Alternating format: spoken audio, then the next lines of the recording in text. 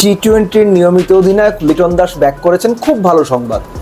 লিটন তার দলের স্ট্র্যাটেজি কিভাবে সেট করবেন, কাদেরকে সুযোগ দেবেন, খুব অধীর আগ্রহে অপেক্ষা করছি লিটনের অবর্তমানে বাংলাদেশ দলকে নেতৃত্ব দেওয়া জাকের আলী অনিকের ব্যাপারে লিটন ঠিক কী সিদ্ধান্ত নেন। তিনি কি তার মতো করে যৌক্তিকভাবে জাকেরকে সরিয়ে অন্য কাউকে সেখানে সুযোগ দেন, নাকি তিনিও কোরামটা মেনটেন করে চলেন, এটা দেখার জন্য অপেক্ষা করতেই হচ্ছে। বাংলাদেশ ওয়েস্ট ইন্ডিজের বিপক্ষে টি-20 সিরিজে ফেভারিট হিসেবে মাঠে নামবে বলে আমি বিশ্বাস করি। আপনি কি বিশ্বাস করেন সেটা তো আপনার ব্যাপার, কিন্তু কেন আমি এটা বিশ্বাস করি এর যুক্তিগত ভিত্তি রয়েছে। বিএসটিআই অনুমোদিত দেশের প্রথম electrolyte drinks active plus, be hydrated, stay active. সেই যুক্তিগত ভিত্তিগুলো আসলে কি কি?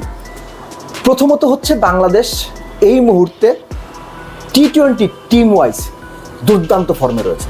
কেন? আফগানিস্তানকে সবশেষ সিরিজে হোয়াইট ওয়াশ করেছে, নেদারল্যান্ডসকে হারিয়ে এশিয়া কাপে খেলতে গিয়েছে, এশিয়া কাপে গিয়ে ডিজাস্টার্স পারফরমেন্স করেছে, যেটা প্রত্যাশিত ছিল। তার আগে শ্রীলঙ্কা, পাকিস্তান দুই দলকে হোম সিরিজে বাংলাদেশ হারিয়েছে। অর্থাৎ দেশের মাটিতে বাংলাদেশ টি-20 দল হিসেবে ভালো করছে। এর সঙ্গে আপনি সাইফের দুর্দান্ত ফর্ম কিংবা সাইফের ভালো ক্রিকেট খেলা, top of the order, Liton খুব ভালো ফর্মে আছেন, রিশাদ দারুণ রোল প্লে করছেন, শেখ মাহিদি বলেন, মুস্তাফিজ বরাবরই ভালো করছেন। সো অ্যাজ এ গ্রুপ টি-20-তে বাংলাদেশ ভালো অবশ্যই করছে। হ্যাঁ, আপনি অবশ্যই বলতে পারেন যে বাংলাদেশ সংযুক্ত আরব আমিরাতের সঙ্গে হেরেছে, পাকিস্তানে গিয়ে পাকিস্তানে বাজেভাবে হেরেছে টি-20 সিরিজ, অবশ্যই তাই। কিন্তু তারও আগে ওয়েস্ট ইন্ডিজে এই লিটনের নেতৃত্বেই বাংলাদেশ এই ওয়েস্ট ইন্ডিজকে হোয়াইট ওয়াশ করে এসেছে। সো ওয়েস্ট ইন্ডিজের এই দলটার পোটেনশিয়াল আছে, কিন্তু বাংলাদেশের এই দলটা টি-20-তে ওয়েস্ট ইন্ডিজের তুলনায় বাংলাদেশের কন্ডিশনে ডেফিনেটলি এগিয়ে আছে, এটা আমি মানি। সো একই সঙ্গে আপনার বাংলাদেশের এই মুহূর্তে আরেকটা যে ব্যাপার, যে লিটন দলে ফেরার ফলে যেটা হয়েছে যে ব্যাটিং ডেপথটা খুব ভালো তৈরি হয়েছে। মিডল অর্ডারে যে বাংলাদেশের ধুঁকতে থাকা, জাকের আলী যখন টিমকে ক্যাপ্টেন্সি করছিলেন টিমকে নিয়ে, মিডল অর্ডার কিন্তু ঢুকেছে। লিটন কোথায় ব্যাট করবেন আমি জানি না। লিটন যদি স্বাভাবিকভাবে 3-এ ব্যাট করেন, লিটন চাইলে 4-এও ব্যাট করে, সেটা তার ব্যাপার। সো লিটন আসার ফলে যেটা হয়েছে যে ব্যাটিং লাইন আপটা অনেকখানি স্ট্রং হবে, এবং বরাবরই যে ব্যাপারটা বাংলাদেশকে ভোগাচ্ছে সেটা ব্যাটিং, এবং লিটন আসার ফলে ওই ভোগান্তিটা কমবে বলেই এই মুহূর্তে এক্সপেক্ট করতে পারি। আর চট্টগ্রামের মাঠ যদি আপনি হিসেব করেন, আপনি যদি বাংলাদেশের সবশেষ চট্টগ্রামের মাঠে টি-20-তে পারফরমেন্সগুলো দেখেন, যে বাংলাদেশ জিম্বাবুয়ের এগেন্সে 3টা ম্যাচ খেলেছে, তার আগে আয়ারল্যান্ডের সঙ্গে খেলেছে, জিম্বাবুয়ের সঙ্গে সবগুলোই জিতেছে, আয়ারল্যান্ডের সঙ্গে শেষ ম্যাচটা বোধহয় হেরেছিল, ওখানে আপনার আয়ারল্যান্ডের সঙ্গে সেকেন্ড ম্যাচে বোধহয় এক্সাক্ট মনে নেই আমার, লিটন ওপেন করেছিলেন কত 47 না 42 বলে 81 করেছিলেন। সো চট্টগ্রামের মাঠে রান হবে। আর বাংলাদেশের এই দলটা এখন টি-20-তে যে অবস্থায় আছে, রান করার প্লেয়ার টপ অর্ডার আছে, কিন্তু দলটাকে বিপদে ফেলাচ্ছে আমাদের মিডল অর্ডাররা, তাওহিদ হৃদয়রা, জাকের আলী অনিকরা, কিছু ক্ষেত্রে শামীম পাটোয়ারিরা। তারা মিডল অর্ডারের ওই জায়গাটা ঠিক মতো ধরতে পারছেন না, খেলাটা গুছিয়ে খেলতে পারছেন না, যে কারণে বেশিরভাগ ক্ষেত্রে দেখা যায় টপ অর্ডার রান করার পরও বাংলাদেশ যথেষ্ট রান করতে পারছেন না, কিংবা টপ অর্ডার যেদিন ফেল করছে, মিডল অর্ডার সেদিন কোনো রকম টেনে টুনে একটা জায়গায় যাচ্ছে, বোলারদের উপর প্রেশার বেশি হয়ে যাচ্ছে।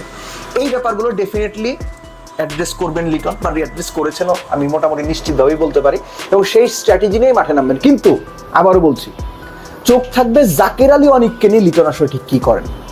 কেননা যে কোরামটার কথা, যে কোচের নেতৃত্বে কোরাম পরিচালিত হয়, সেই কোরামে কারা কারা আছে সেই নামগুলো কিন্তু আমরা কখনো, বা আমি কখনো পার্সোনালি সামনে সেভাবে সরাসরি ডিসক্লোজ করিনি, এখনো করছি না, কিন্তু ভবিষ্যতে করার উপযুক্ত সময় আসবে বলেই আমার অনুমান।